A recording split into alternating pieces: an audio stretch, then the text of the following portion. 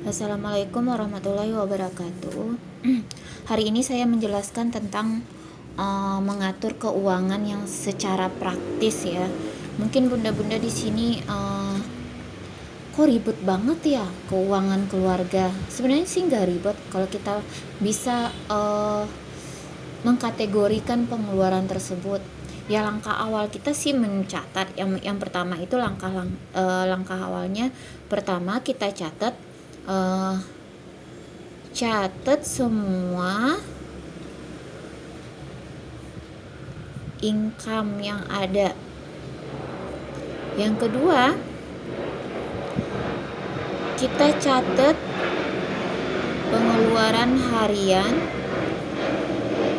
harian kita di lembaran khusus. Maksudnya itu kita menyediakan satu buku itu khusus mencatat pengeluaran harian. Itu dibangun kebiasaan dan kita naruhnya di tempat yang strategis ya bun ya, misalnya di meja dapur atau meja yang deket pintu atau gimana. Pokoknya setiap apapun, sekecil apapun itu pengeluaran harus kita catat. Gunanya apa? Ini untuk mencari data real. Sedangkan kalau budgeting itu kan kita hanya memperkirakan pengeluaran yang akan kita keluarkan. Sedangkan kita mencatat pengeluaran itu ya untuk mencari data real yang realitas selama ini pengeluaran kita sebulan itu apa aja ya gitu. Setelah itu kita membuat namanya budgeting ini enggak real ya, ini perkiraan kita saja. Budgeting ini terdiri dari pertamanya saving,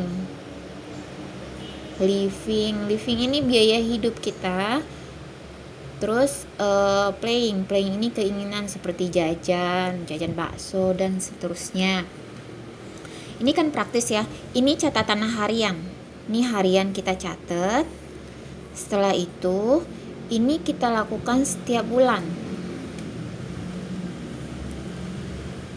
Dan yang harian ini kita perpendek, atau kalau kita yang harian itu kita gimana ya, kita kategorikan itu ya sehari-hari kan banyak gitu ya. Terus sedangkan kita melakukan budgeting kan per bulan, ya kita lakukan juga per minggunya. Ada namanya budgeting per minggu. Misalnya begini, dari tanggal 1 sampai tanggal 7 itu kita lakukan budgeting mingguan. Apa saja sih kita kategorikan? Savingnya berapa, livingnya berapa, playingnya berapa. Ini sebenarnya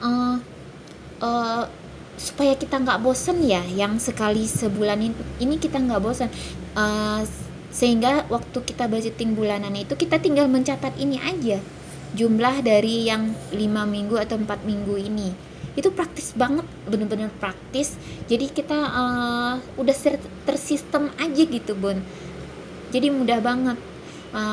Ini yang paling penting ini di sini dulu nih, di sini. Dan budgeting ini kita memperkirakan saja, dianggap 10% ya terserah bunda lah, berapa, tapi kita harus mencari yang realnya itu kita dapat dari sini, dari poin 2 ini. Dan setelah kita budgeting, setelah kita dapat data real sebulan setelahnya kan kita udah tahu tuh realnya berapa, data real sudah kita peroleh.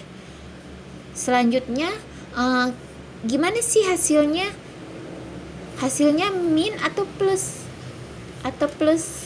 ada sisa uang nggak ya, ada ini nggak ya. Di sana kita analisa. Jika hasilnya min, maka kita tahap pertama yang kita lakukan yaitu penghematan. Yang kedua baru menambah sumber income.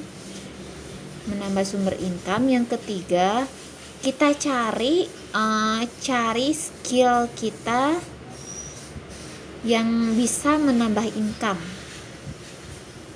Segitu dulu ya bun ya, takut kepanjang, kita sambung lagi. Dadah.